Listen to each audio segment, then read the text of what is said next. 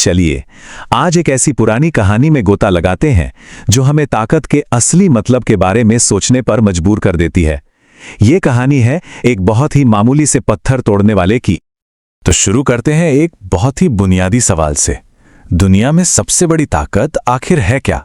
क्या ये पैसा है, कोई बड़ा पद, या फिर कुछ और ही है?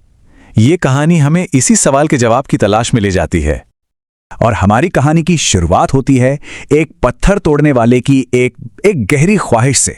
एक ऐसी ख्वाहिश जो उसे एक ऐसी यात्रा पर ले जाएगी जिसके बारे में उसने कभी सोचा भी नहीं था। जरा जहन में एक तस्वीर बनाइए। एक गरीब सा पत्थर तोड़ने वाला, दिन हो या रात, बस चट्टानों पर मेहनत कर रहा है, पसीने में लथपथ। लेकिन इतनी कड़ी मेहनत के बाद भी उसे क्या मिलता है?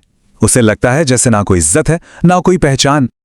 और फिर एक दिन अचानक उसकी नजर पड़ती है एक ताकतवर राजा पर। चारों तरफ सैनिक, सेवक और सब उसके एक इशारे पर चल रहे हैं। और बस उसके मन में ख्याल आता है, काश मैं राजा होता तो हर कोई मेरी सुनता। और यही वो पल था जहां से उसकी असली तलाश शुरू हुई। तो बस शुरू हो जाता है उसका सफर, ताकत की सीढ़ी चढ़ने का। वो एक के बाद एक नया रूप लेता है, हर बार ये सोचकर कि शायद अब उसे असली ताकत मिल जाएगी। और देखिए, जैसे कोई जादू हो गया हो, वो सच में राजा बन जाता है। क्या बात है, लोग उसके आगे सर झुकाते हैं, शाही महलों में रहता है। लेकिन जल्द ही उसे कड़वा सच पता चलता है कि राजा की ताकत भी असीमित नहीं है। सूरज की तेज धूप जब उसे परेशान करती है ना, तब उसे अपनी असली सीमा का एहसास होता है। ये उसकी सोच में एक बड़ा बदलाव था। देखिए, राजा लोगों पर तो हुक्म चला सकता है, लेकिन कुदरत के आगे वो भी बेबस है। वहीं दूसरी तरफ सूरज, वो तो कुदरत के तत्वों पर राज करता है। तो पत्थर तोड़ने वाले के लिए अब बात बिल्कुल साफ थी, असली ताकत तो सूरज के पास है। तो लीजिए, अब वो सूरज बन गया, अपनी रोशनी से पूरी दुनिया को जगमगा रहा है, गर्मी दे रहा है। उसे लगता है बस अब मुझसे ऊपर कोई नहीं।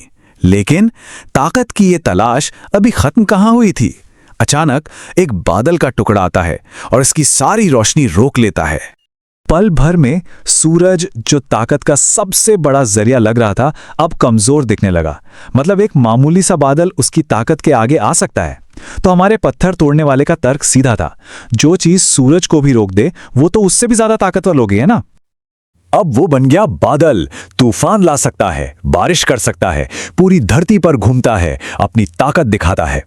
लेकिन फिर वो एक विशाल अटल पहाड़ से जाकर टकराता है और उसकी सारी ताकत धरी की धरी रह जाती है।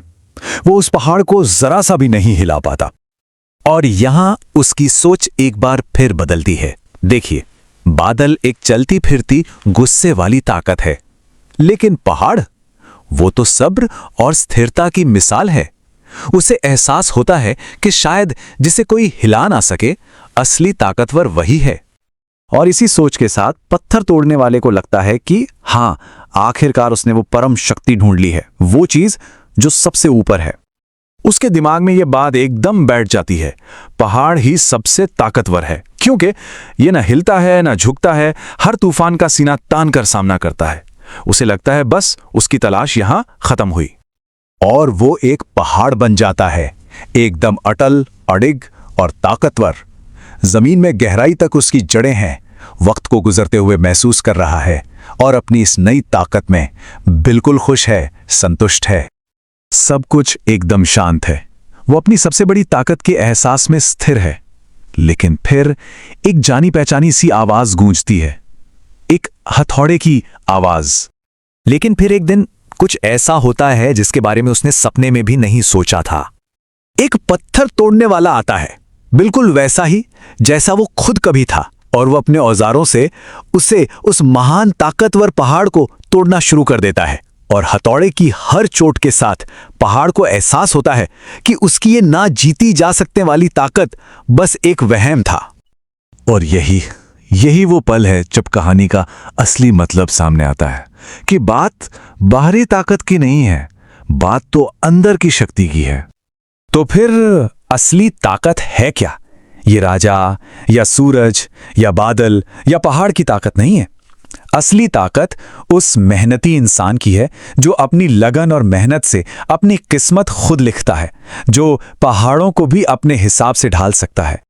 तो आखिर में सबक क्या मिलता है? यही कि ताकत की तलाश अक्सर ठीक वहीं आकर खत्म होती है जहां से शुरू हुई थी। सबसे बड़ी ताकत कहीं बाहर नहीं बल्कि अंदर है, अपने ही हाथों में। अब सवाल बस इतना है कि उस शक्ति का इस्तेमाल कैसे किया जाए।